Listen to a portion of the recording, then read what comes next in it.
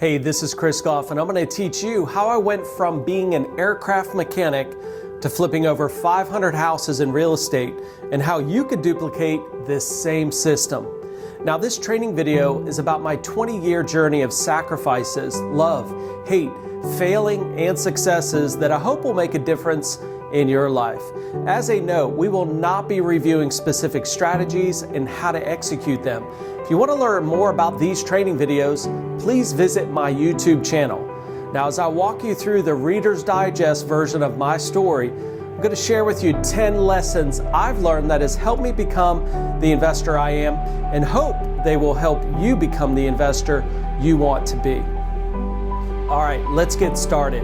So I started out as a pretty normal kid, went to school, played with friends, slept in on the weekends, and pretty much did whatever I wanted to do. My life was great, or at least I thought. It was when I turned 12 years old, and I remember saying to my mom that I didn't want to get any older and wish I could stay 12 the rest of my life. You see, it wasn't until I turned 12 that I realized how hard my parents were working at their jobs and paying the bills, and just seeing the frustration in their face, it changed me.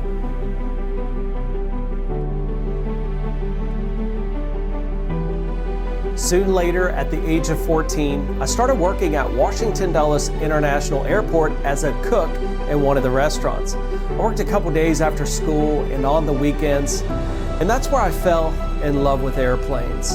I knew then that I wanted to somehow be around airplanes the rest of my life.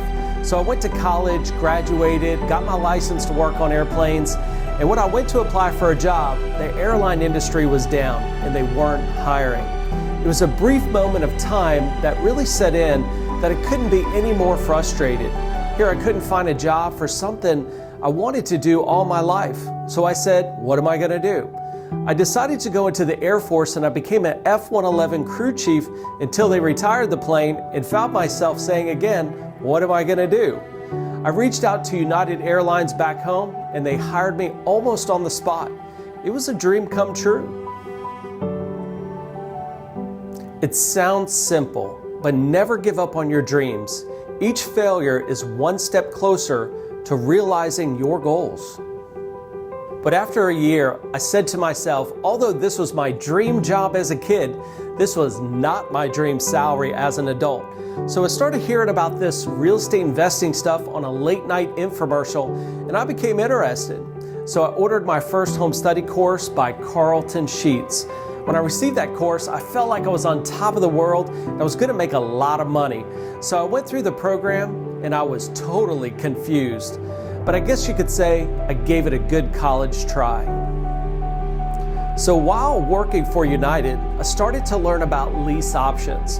Because from what I read about it, you would work with nice houses in nice neighborhoods. Whereas wholesaling, you mostly worked with distressed properties. And in Northern Virginia at that time, there really weren't any distressed homes, or at least from what I saw just driving around. I ordered the Washington Post on every Sunday. I would literally cut out each ad and was listed for rent and taped it to a property research form that I had created, which was a list of questions I put together for these owners. I figured that this would be a great place to start because the owner was already willing to accept a monthly payment. On my very first phone call, I went through a list of benefits about a lease option, how great it was, why they should do it, and the lady's response, which I'll never forget, was not what I expected. She started to cuss me out, and why was I calling her about this nonsense? I hung up the phone, and instead of getting discouraged and upset, I started to call another lead. I kept calling and calling until someone said they would be interested. I've learned after hundreds of calls that you can't sell a strategy. You have to educate, and when you educate, people will listen. I finally spoke with an owner that was interested in at least hearing more about this lease option program I was offering. So I scheduled a time to go look at the home, which was an expensive townhouse in a very nice area. Looking back, I wasn't nervous. I was excited that someone actually believed in me, even if it was for a brief second. But I didn't want to go by myself, so I asked one of my best friends if he wouldn't mind coming with me, even though he didn't have a clue what I was doing. We drive to the home. I pulled out an inspection sheet and walked to the front door like I knew what I was doing.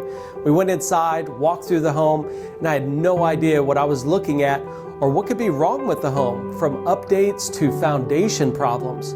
I knew nothing but the obvious things that anyone would see. I focused more on building a relationship with the owner and trying to educate them on why they should lease option their home versus renting it. It worked. They said for me to come up with some numbers that they could see on paper. We left the home, and here's where I became nervous, because in my mind they said yes. Oh no, what do I do next? Setting up your business, determining a company name, making business cards, etc. This is the easy part. Reality hits you when you get a yes. You are now realizing why you started in the first place. So I put together what I thought was the best offer possible, so my chances of them accepting the offer would increase. I figured out a sales price, a down payment, monthly payment, and how long we would have this arrangement. And they said yes. Holy crap, now what? I put together a contract that I found with the program that I bought, and it must have taken me all day to feel confident that I actually filled it out correctly. The seller wanted $5,000 down, and I knew that I could get someone to pay at least $10,000 down. They also said that my first month payment wouldn't begin until the next month, so this gave me 30 days to find a new buyer. I was pumped up and excited. So after I had the seller sign the agreement, I realized that I messed it up. And I messed it up because I agreed to pay the seller $5,000 up front versus having a commencement date where I would use the new buyer's down payment to pay for it. So now I'm scrambling around trying to come up with $5,000. I had $2,500 of it and needed another $2,500 to make the deal happen.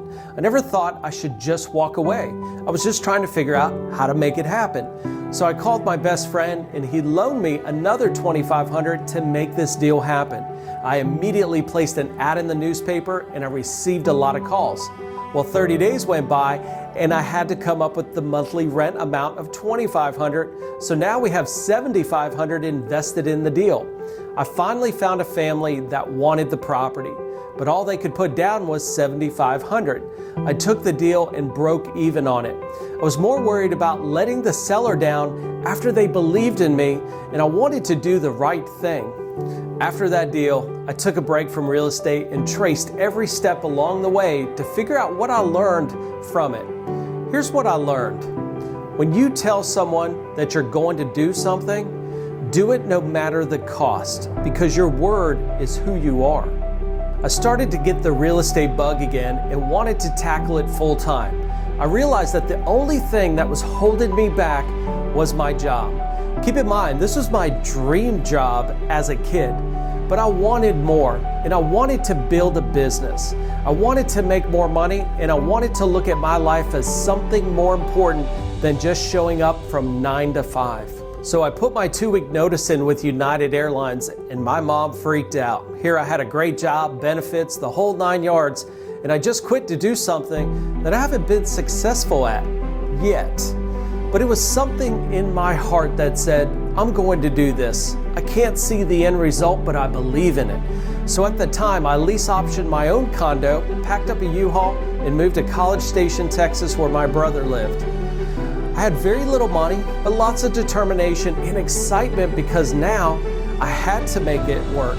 Couldn't rely on getting paid each week to pay my bills. The reason I moved to Texas was I was shocked that you could actually buy a house for $40,000. I figured that it would be easier to do deals than the expensive housing market in Virginia. If you never take a chance, you'll never realize your dreams. As we were building the business, I started mowing lawns 3 days a week just to pay the bills until I could close my first deal. And it took me 3 months to do it. I had found this distressed home that was vacant. I put it under contract to buy. I didn't have any money to buy it, but I had learned that all I had to do was put it under contract to buy, and I could sell my contract to another investor before the closing date. I ran an ad in the local newspaper and got flooded with calls from investors. One of them bought it, and I made $4,000. The $4,000 was awesome, I felt rich because it was just taking me almost 2 months at my previous job to even make that income. But I had something more valuable than the $4,000. I just built a list of investors that I could call on every time I found one of these properties, and that's what I did. My first profitable deal gave me the belief that I can do it. That's a lifelong reward.